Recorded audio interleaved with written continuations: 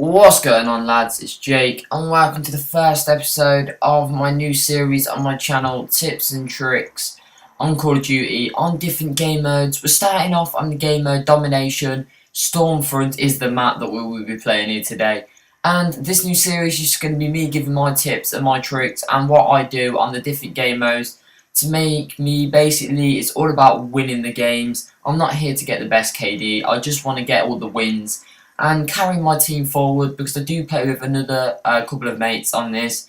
So we're just not going for the kills and deaths, we're going for the wins as a clan to boost our clan level up. But as you can see here in my classes, I'm choosing the SC 2010 because you have seen the map. It is not a small map, it's not something you want to run out with a bison or a bulldog. It is assault rifle needed. But alright, let's get kicked into the tips and tricks. So the first thing I want to say is Domination game mode in Call of Duty is about the capture and control of the flags.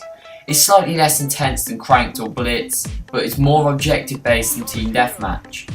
The game mode features on different flags spawning in, obviously, as everyone knows. But one of the most vital decisions a player and a team can make at the beginning of the game is what objective to head for first. The majority of players will head straight for the flag closest to their spawn, snagging some easy points. Something that you might want to consider is a direct sprint to the middle objective.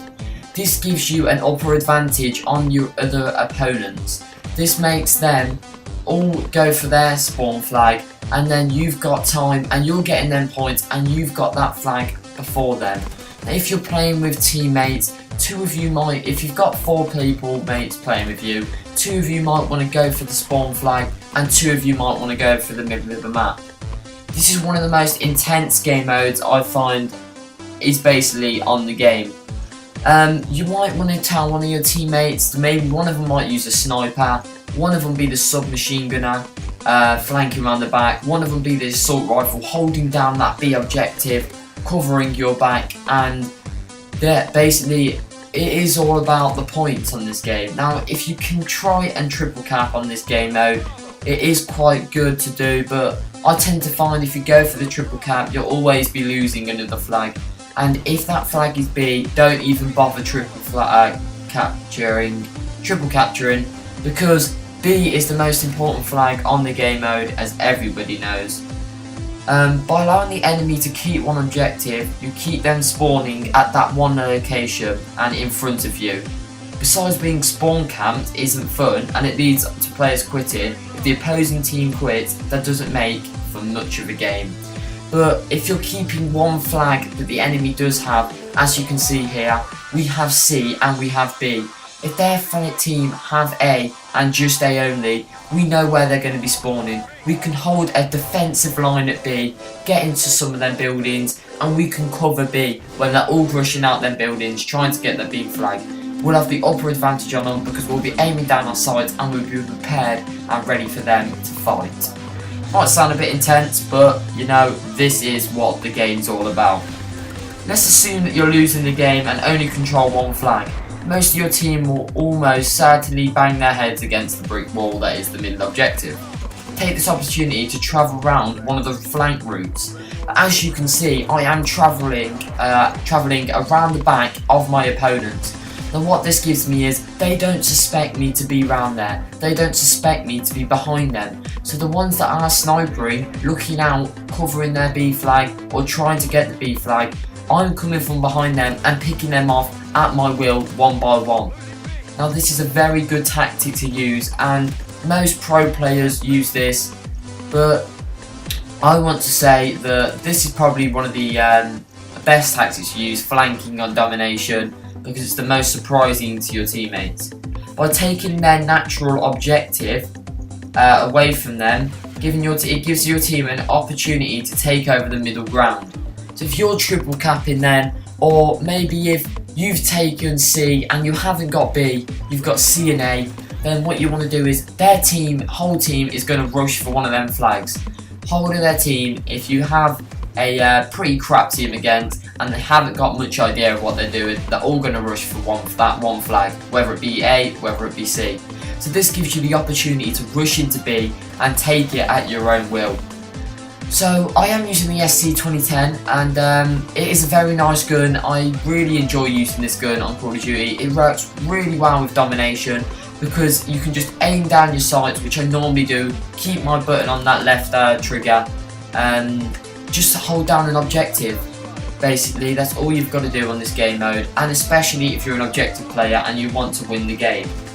Choose your strike packages wisely. Now this is a topic that every game mode comes under. Now for the player of patience, high kill streaks are often more easily achieved in Domination. You frequently deal with players who blindly run to objective, making easy targets of themselves. So what kill streaks would you use? Think about the situation you're using them in. Kill streaks can be used to clear entire enemy teams off an objective. Consider using the sentry gun or maybe Trinity rockets. The sentry gun can be set up to lay down fire in a specific flag area to give you cover from an angle you may not be looking at. Try putting it at a window that faces one of the flags to just to maximise its damage. As for Trinity rockets, they're expended much more quickly, but if you catch a few opposing players laying on an objective, the kills can pile up quickly. Save the Trinity rockets until you're losing the B flag, and then you can smash it on the B flag and take out most of the opposition. Another thing that I always think about in Domination, just completely forget about your kill to death ratio. This is one game mode where your kill to death ratio doesn't matter. Yes, it's nice in the positive and earns some kill streaks, but the winner of the game is the team that controls the majority of the flags at the longest period of time. If you're not concerned with how many deaths or kills you take in a round, this game mode might be right in your wheelhouse.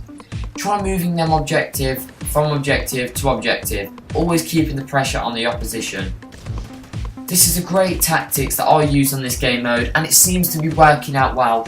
What you want to do is, mainly when you're playing Domination, you want to go in as a team, at least have 3 of you playing Domination, so you can communicate with each other, you can tell each other where the enemies are, give shout outs. This is what all the pro players do, and this is how all the pro players win games like this simply. If you have 3 players on your team, you might want one of them to snipe from one of the tall buildings. Keep an eye on B flag, just keep an eye on everything that's going around them, making sure that no one's getting on that B flag. And you can also have, as I am here, I am one of them that rushes in. I quite like to rush in for the B flag, go around the flank. I like to get kills, but I also just like to hold down objectives as well. You might have one person with a submachine gun. You might have that sniper guy just going for kill streaks. Maybe, as I said earlier, getting some Trinity rockets in, maybe a battle hind. Some of these kill streaks here really come in handy if you are covering the flags like B. As you can see here, we try and keep triple cap here, but what happens mainly when you do try and triple cap on Domination, you take in one flag and then another flag goes. So what you want to do is you want to tell your teammates that you're getting that flag, make sure they go to the other flags, hold them down, make sure no one else is getting on, so you can triple cap. If you've got 3 opponents, maybe put if you've got 3 teammates, maybe put a teammate on each flag, so you've got it suppressed, held down, and this is going to look better on your fit score. If it's going to be, you may have 3 digits, they might have 2 digits, it's always going to look better. I always find on game modes like this, it's all about the objective, capture the flag, domination, search and destroy. It's all about protect and rush. Game modes like Team Deathmatch, fair enough, you're wondering, you've got to keep that kill to death ratio up, and kill confirm, them sort of game modes. But if you can hold one building down as well, you can keep your sights down, aim down your sights, and you'll be ready for them. If they all come running through there, you've got the upper advantage on them. I do like to use support as well. I am using the Oracle, which is a very nice kill streak on support. It gives you, say if you're running through a building, you want to go through that building, Oracle comes up, shows you who's in that building, where they are, and then you can pinpoint them out and take them out one by one. Another kill streak that I am using is the, I think it's a squad member, that's it. Squad member is another kill streak that comes in handy. It can just pin out enemies and give you support. So I hope you enjoyed this video, guys, and there'll be another video uploaded tomorrow. And hit the like button, subscribe button. The next game that I'll be doing, probably Team Deathmatch. And that's it from me, guys. Peace.